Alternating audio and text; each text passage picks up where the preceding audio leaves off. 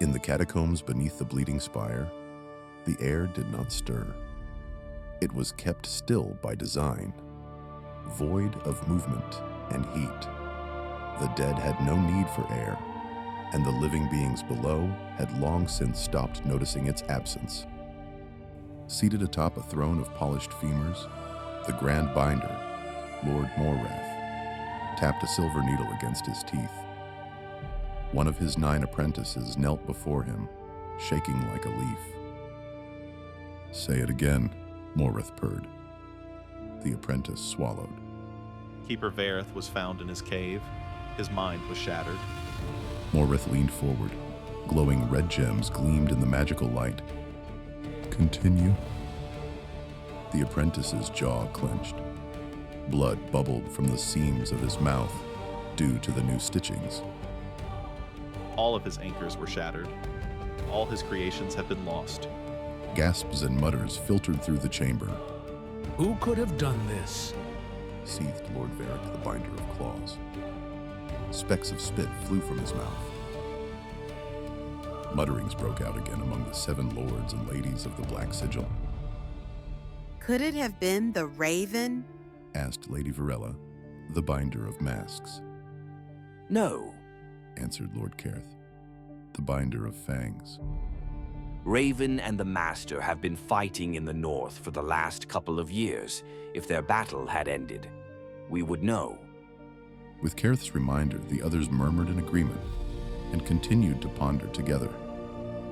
Throughout it all, Morrath kept an eye on his still kneeling apprentice. After living for centuries, one gets good at reading people. Morrath slowly raised his hand, and the chamber fell silent. His apprentice seemed to feel the weight of his gaze. His shivering worsened. The silence pressed on his chest like a hand made of ice. His stomach churned, but he dared not move. He had seen what happened to apprentices who failed, what they became. Bones in the walls, screaming souls trapped in jars, ingredients for dark rituals. "Speak, child," Morrath said, steady and commanding. The apprentice took a breath, stood, and looked toward the other binders. The Hallowed Sons have a new hunter. They call him the Ashwalker. Silence filled the chamber. "Who is he?" Morrath asked coldly. "A pest," answered Lord Sereth Shade, the binder of bone, dismissively. "A former pet of the Withering Circle, a child soldier raised like any other apprentice or attendant." What are you teaching your little pets, Sarith? Hissed Lady Narelle, the binder of shadow. Don't talk down to me, little snake, or you'll find all of your precious daughters turned into puppets. Narelle bared her fangs and hissed. "Enough!" Morrath snapped. He turned to the lesser undead and demanded, "How would a pest know how to unbind a convergence anchor and attack the master through the anchor itself?" He didn't just sever a single tether. He shattered all of them. Sareth lowered his head in respect. Grand Binder, he ran away from the Withering Circle almost 7 years ago. He had a strong aptitude for necromantic, shadow, and dark magic. Where he left after that, we don't know. We sent a summoned hellhound after him and forgot about it.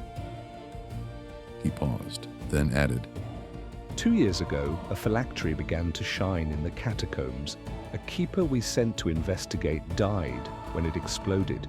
We couldn't retrieve any useful information, so we conducted an expensive soul-reading ritual on the dead keeper.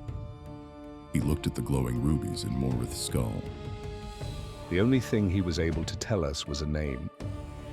Morrath nodded. Sareth continued. Kalen Vosh. Morrath's ruby eyes dimmed ever so slightly. After a few moments, he leaned back in his chair and said, "Ignore him for now. He may have slowed down our plans for Eleanor, but that's all he did. Slow them. The Master's plan will not fail because of minor setbacks like this." Morrath turned to the second most powerful binder, Lady Liren, the binder of blood. Her lips were wet with fresh blood from a nearby thrall, who stood in the corner, weak and pale.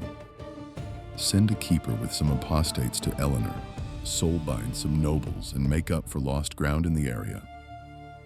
Of course, Grandbinder. She replied with a sultry tone. Pieces in the world were moving, and Kalen Vosh, the Ashwalker, was just one of many.